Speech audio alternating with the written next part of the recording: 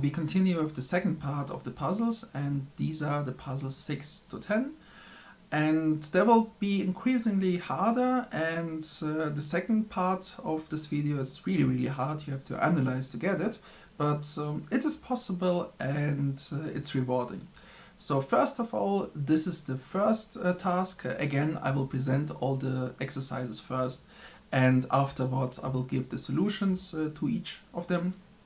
So this is the puzzle number 6, and the task is black to move, and you should just avoid the immediate loss.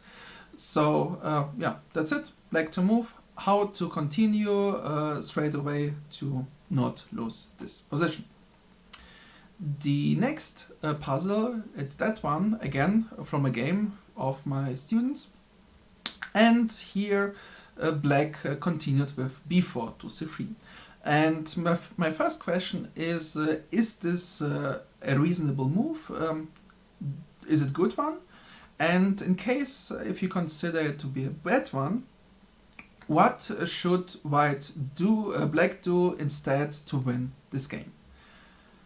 So the next position, that's that one, and here we come to the part where you really indeed have to analyze. I don't think you can solve it just in your mind, so you should take a board, put the pieces on it and move them around, take your moves back, whatever you like, but I need to see a win from white. So even against the perfect defense of black, you should win this position as white.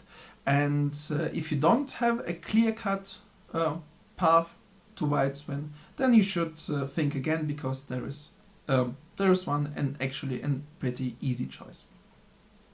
So the next position is the game here, and I have a pretty difficult task for you. It is black to move, but I won't tell you who is better in this position. Instead, it's your task to find out who will win this game with the perfect moves of each side. So you have to analyze each and every continuation from both sides and decide whether white wins or black wins. And for that, you obviously are allowed to move the pieces, to move them back, and well, if you got the solution, then compare it to mine. Finally, this is the last task of this video, and here it is black to move, and again the question is, who is winning this position? So you should analyze, move the pieces around in whichever way you like, and finally you have to make a decision with perfect play who will win this game. Now to the solutions. First of all, here white threatens to pretty easily win the game with f4 g5. Therefore black has to put something on g5, and this something is the pawn on e7. So we move it that way, and now that was not part of the question. Black is winning, and this is well, huge difference between white wins and black wins.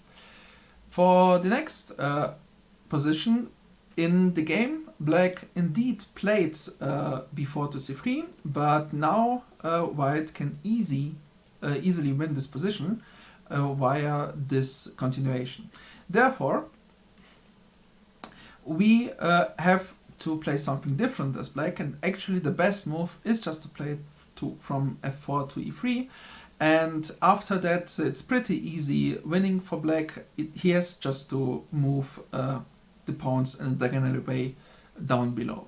And again, it's a major difference between white wins and black wins in this position, and black lost all of it in just one single mistake. The next task is this position, and almost all of my students try to win through playing pawn to c3. And that doesn't work simply because black doesn't have to play c5 to b4, but instead he can just cover the whole with b6, a5. And then there is no way past. And actually black can even not play b6 to a5, because that's not even a threat, simply because white loses straight away. So there are a few ways, but all of them come to the same idea. And this idea is you have to play to e3, force the move e4, e5 to f4 from black, otherwise you just run through. Now a mistake would be to go back and try it again through d4, because it simply doesn't work. But instead, the secret lies in going a second move, well, backwards. It's not intuitive, but you are trying to win, and that means black has to defend, and now you can go back, and there's nothing that stops you. So you win in just 3 moves. If you try to analyze it any further, this is the easiest and best solution, and if you missed it, well, that was the best one. Next one, this position. And finally, black wins it with the perfect play. But this perfect play we need to find. And first of all, black is to move, and he has not many possible moves, continuations that he can play. And we should start, the correct move is g5 to f4. Because, well, moving this pawn doesn't give us anything, and moving e5 to e4 looks nice as a pattern, but white simply breaks through, because black has to move something. That's the big problem in this position. So this is almost the only way, and then white can still force out a win. And black is just simply 1 move away from surrounding the fox. So what needed to be played is g5 to f4. If we try to sneak past h4, that doesn't work for us, black is in time.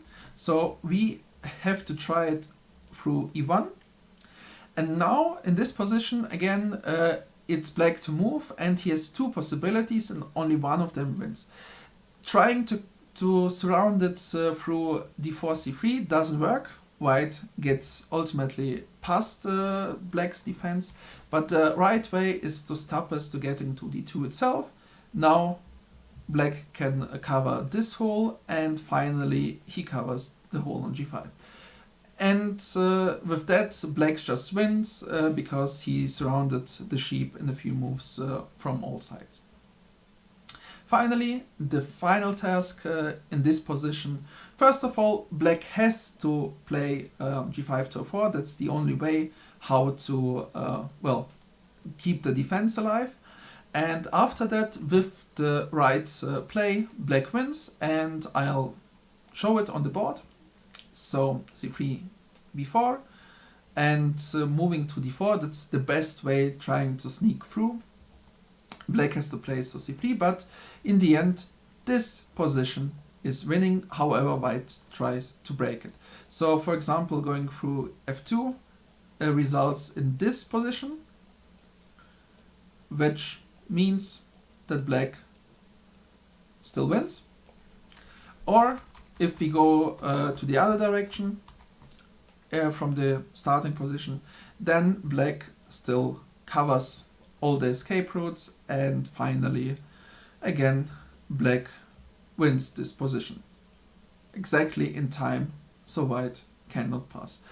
And in a few moves again the fox is surrounded. So these were the second set of the tasks, and there are only the really hard ones left that are coming right away.